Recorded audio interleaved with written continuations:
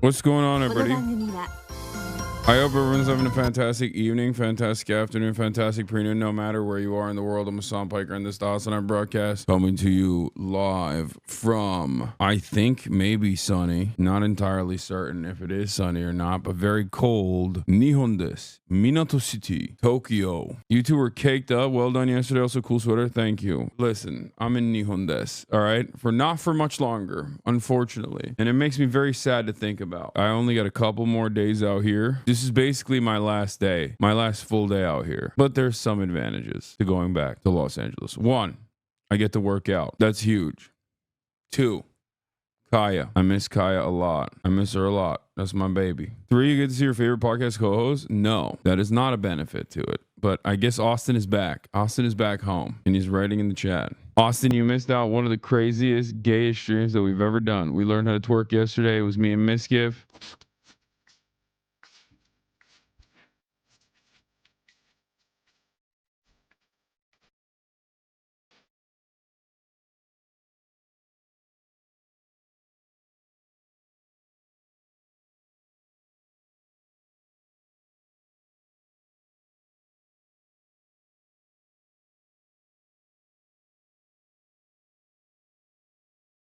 This is pretty gay, haha. You ain't seeing gay like that. What is the workout in gym culture in Japan? I have no option. I have the option to move there to work for 3 years. Bro, you can make your own culture. Are you kidding me?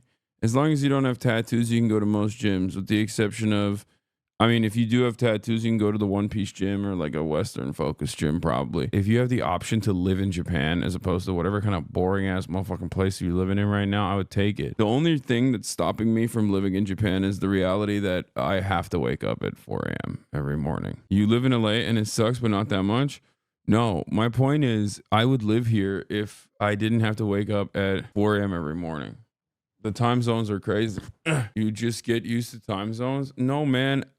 No. What? Do you think I wake up at 4 a.m. in the morning because I'm not fixing my jet lag? Are you fucking stupid? No, I wake up at 4 a.m. every morning so I can stream, you dumb fuck, for you. So you can sit there and watch.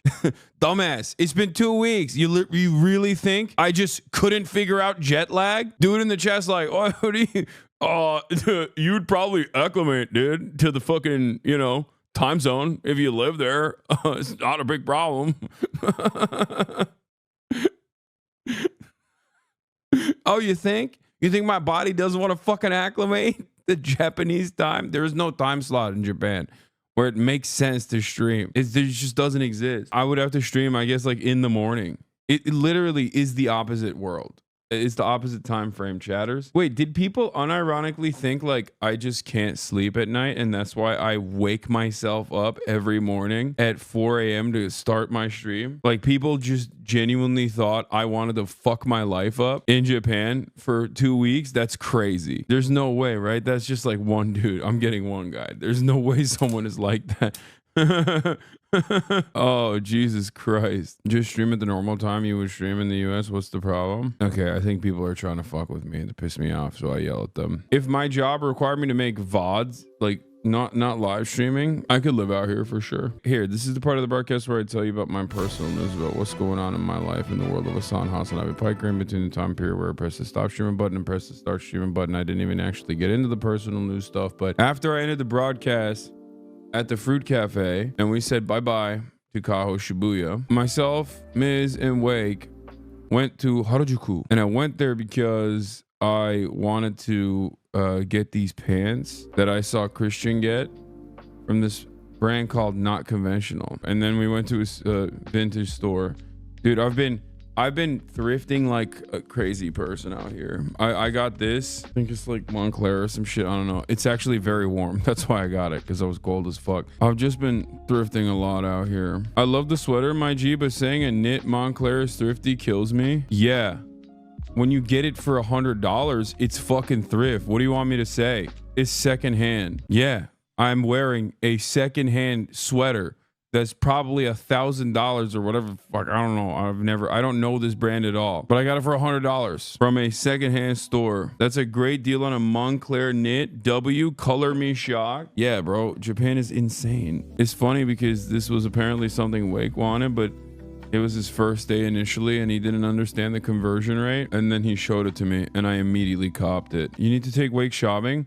Yeah, Wake loves shopping, by the way. Like, he's actually a shopper. He was a model, so he knows his brands and shit. It's kind of crazy. I made Miz shop a little bit too, but he didn't really fuck with it at all. I tried to get him to buy a bunch of different jackets, and he just wouldn't do it. Secondhand store for your size. You sure they didn't make one by too big by mistake? No, that's the other thing. For the first time ever, I actually fit into stuff in Japan. And that made me go crazy mode. I have to buy a second bag for sure. Like, I'm going to need a second checked in luggage. Anyway, why are we talking about your sweater? Because I went and I bought a bunch of shit, including this sweater. And chatters just love doing fashion. Chatters love two things, pocket watching and fashion. So when I talk about thrifting, this is the intersection. This is the intersection of pocket watching and fashion, where half of the chatter will tell us about how poor they are and how virtuous that is. And the other half will say how rich I am and how dangerous that is. And then there's obviously some chatters who are like, bro, I just give me the ID, bro. Give me the ID. Just ID. I'm trying to cop ID. Yo, ID on the Sweater King. ID on the Sweater King. ID on the Sweater King. Should I move to Japan? ID on the Sweater King. Yo, ID. I'm trying to cop. I'm finna cop. I'm trying to cop. Yo, what the fuck? I just clicked on Twitter and the first thing I see is just something insane. The nuke is ruining my relationship. My boyfriend defends HASAN. I thought I could ignore it. I don't want to control what he consumes and just told him to not watch HASAN in front of me and he agreed. Now with all this new information about, I can't ignore it anymore. I can't even look at my boyfriend. I really don't want to start a fight, but I can't say anything anymore. How do I go about approaching him on this? I know it's going to be a big fight. This got to be fake, right? Like, that's so sad, man. What the hell? Nah, there's no way. There's no way that's real. What? That shit just busted my brain a little bit. It broke my brain a little bit. Like, how? Why you dressed like the owner of a racist purebred dog? What? A racist purebred dog? Like what? Like a dog that barks at black people? Is that what you mean? Oh, it probably doesn't mean much to everybody else. You're like, why am I listening to a rich guy? Get to the fucking news, man. Why am I listening to a rich guy go on a super expensive vacation and, you know, purchase all these expensive clothes? I hate this guy. He's such a fake socialist. And if that's your attitude about it, you're probably right. I mean, but this is also quite literally what I do every day, which is talk to you about my personal experiences. And obviously I love fashion and I love fitness, and being able to come back here and being able to fit into clothes was like kind of crazy. Oh my God. Chatter found my racist dog. China is not a communist country. The people do not own the means of production, and the government deliberately suppresses the wages of its workers. True King. I think China is a higher functioning social democracy, which you can consider to be a transitional socialist state, especially considering that there is a tremendous amount of, I mean, the land ownership is the major difference, I think. China doesn't say that they're communist anyway. But you're not wrong. That's how I treat China. I treat China as a social democracy, but with a lot of socialist values in terms of land ownership, and that's it, which is a major hurdle to overcome. In terms of Norway, I would say that they're closer to a transitional socialist state than Norway is, if social democracy is on the spectrum, which it technically isn't. Social democracy is not on the anti-capitalist spectrum, even though there are higher degrees of socialization. There's currently a civil war happening in DDG, as many are accusing Dan DDG defender Saltman of collaborating with Ethan Klein on the content fluke. Yeah, of course they did. What do you mean? How is that a speculation? Ethan is literally also trying to do a mass email campaign to try to get Twitch banned or try to get me banned off Twitch directly. He realized that his YouTube video didn't pop off, so now he wants to like do a direct email campaign. He has become everything that he used to despise about content creators. Yeah, he used multiple posts from their sub. You can just be like, hey man, this is a bad person. Here is a 2-hour clip compilation of everything that I believe leads me into thinking that he's a bad person. He's a bad person, I promise you. And then people will just be like, yeah, that's right. I guess that's the case. Ironic that he make fun of people like this directly to your face in your podcast episodes. I know. Ethan's behavior over the past year is something that we used to make fun of together on the Leftovers podcast. Like we'd be literally making fun of like Tim Pool or Dave Rubin or Steven Crowder or any number of different people that behave like this. And now he has become that person. And the people that we used to make fun of, like Keemstar, are on board with his actions. Like he's got Tim Pool and Keemstar rooting for him, all these like drama slop tubers rooting for him. And no one in his community goes, wait a minute, are we aligning with some weird people here? Is the community dynamic changing a little bit? Are we actually still a progressive community? Because it sure seems like we're losing our, we're losing our grip on being a progressive community, slowly but surely. I think he's mad that no other big YouTuber is talking about it or cares about it. I don't know where this goes for him. I think it's unfair to the H3 community to call them less progressive because they're attacking you. You think it's unfair to the H3 community to call them less progressive because they're spending most of their political activism attacking a progressive content creator, probably the largest progressive content creator in North America, over a disagreement on an apartheid state committing a genocide? Let's swap the dynamic. Let's not actually talk about Israel. If the same exact thing was occurring over, I don't know, BLM, I think most people would understand, oh, maybe we're not that progressive. Imagine I'm like, no, I'm pro Black Lives Matter. And I don't care. Like, I don't think Black Lives Matter is anti-white racism. I'm an advocate for black people. I don't want black people to be disproportionately harmed by the police. Ironically enough, this is an argument that I presented to Ethan initially as well. And then everyone was like, nah, dog, you don't understand. This is actually, you're promoting anti-white racism. You want white people to be killed. Here are a million different clips out of context where you've talked about things where it makes me feel like you're on board with the Black Panther Party, which is a terror cell. The American government had to prosecute and assassinate their leadership and then spent their entire time constantly repeating that over and over and over again, and then simultaneously aligning themselves with the likes of Keemstar, Tim Pool, and numerous other right-wing content creators. At a certain point, you would have to realize, like, maybe you're either A, being duped, or B, no longer as progressive as you are, or as you thought you are. Especially considering that a lot of this conversation revolves around calling me un-American and pro-enemies of America. There's a concept in progressive circles and in socialist circles called progressive except Palestine. This has existed for a very long time. The only reason why it's become a major contradiction now is because a lot more people are aware of the actual dynamic that has been taking place in Israel, and that is pissed off people. I heard something about Dave Rubin being progressive except Palestine and eventually did a whole pivot. Yeah, that's how Dave Rubin started as well. That's literally how Dave Rubin became more right-wing, unironically. He was a progressive except Palestine guy. It's kind of crazy to think about because it was so many years ago, but back in the day, yes, when Dave Rubin was at the Young Turks, he was a fairly progressive person, except for the issue of Israel. And it broke his fucking brain. And now he's just like completely right-wing, obviously. It would be easier to move on if you didn't talk about it, but reacted the whole video, bro. This drama just needs to be put to bed already. First of all, me not reacting to the video really pisses them off. And I already stated that I would be down to debate. The video is about me. I already know what's in it. I've already addressed it before the video even came out, which is precisely the reason why I said what I said. I'm down to debate if he wants to on this issue. Secondly, if you think that actually watching the video is going to do anything but supercharge the drama, you're fucking delusional. This shit is so insane. It's the BLM Pepsi commercial again. Oh yeah, I saw the anti-Semitism.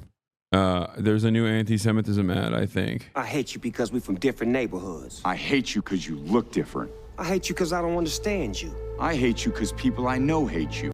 You can't. What is, oh my God. I'm not saying anything. I hate you because I think you hate me. Because I need someone to blame. Because you talk different. Because you act different. Because you're just different.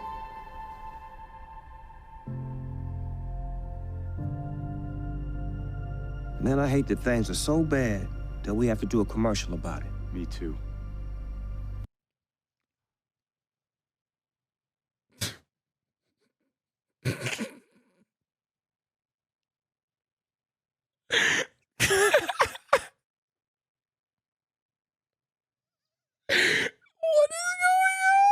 Bro, what is happening, dude? Bro, Snoop Dogg never doesn't follow the bag.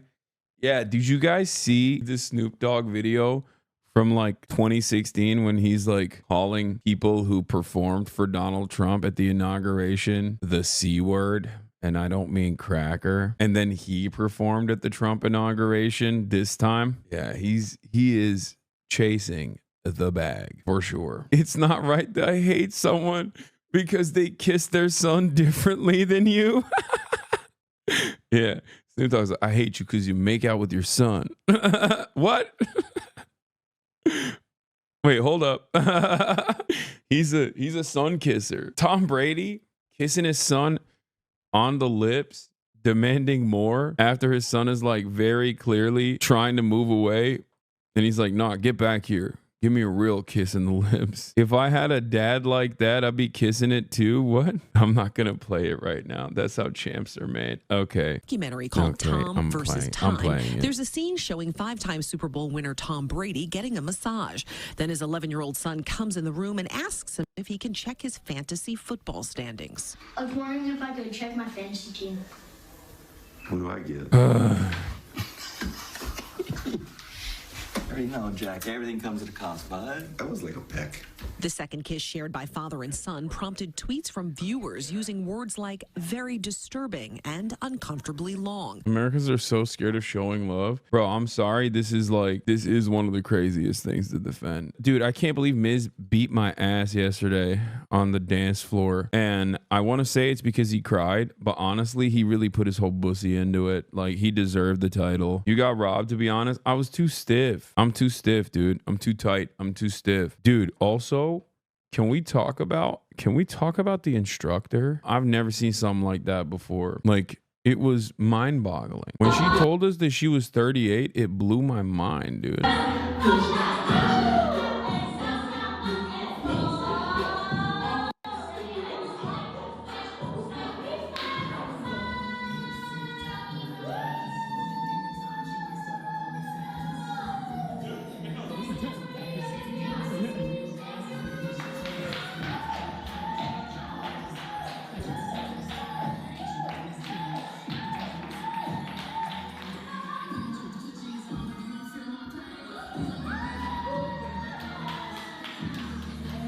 You missed the part where she did a little routine for Miz. I did not miss that. Hassan, please gain weight. You don't got no ass to shake. I don't have no ass.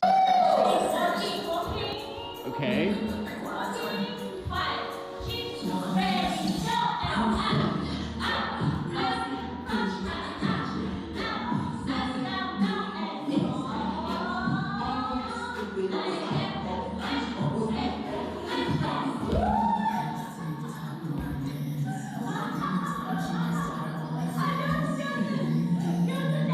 I ain't gonna lie, Miz cooked there. No, he did. He did. But if you think I don't have an ass, you're crazy. Trump tariffing the world, planes falling out of the sky, Gracie Abrams, Hassan Piker. Respectfully, you got ass? Okay, Twitch himbos. I'm not clicking on that link on the first monitor. Yeah, here.